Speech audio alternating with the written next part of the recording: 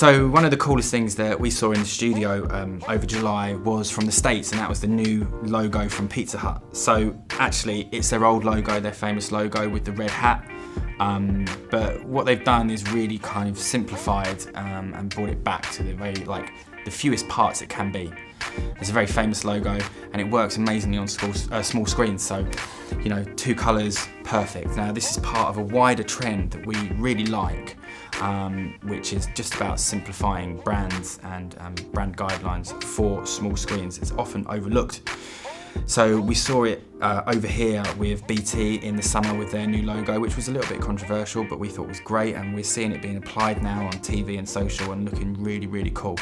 So in a nutshell, it's about reducing the brand elements into their smallest, most refined parts, very few colours, really clear fonts, and everything is about accessibility and readability on small screens.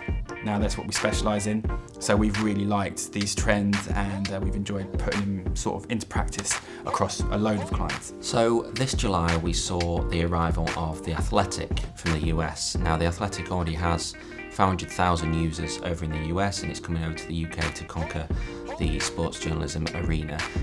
What's really interesting about The Athletic is it now offers, via subscription, access to unbiased and accurate journalism, sports journalism in particular.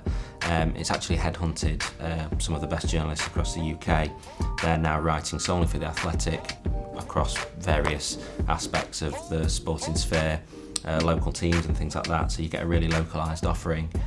What's really interesting about this is the success over in the US is potentially based around the rise and the emergence of fake news and incorrect information and things like that, and there is now an appetite within the audience for people to actually navigate around that by paying for a service which allows them to guarantee that the information that they're consuming is actually correct and coming from the right people. So in July we saw the expansion of Instagram's controversial test of removing likes from posts on the platform.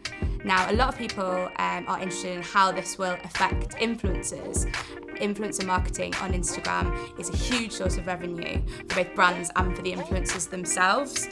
So a lot of people are concerned that once likes are removed, influencers could move away from the platform. Now Instagram is trying to counteract this with new updates that happened in July as well, such as the fact that you can now promote influencer content from a brand, which will open a lot more opportunity for brands on Instagram and when they're doing influencer partnerships.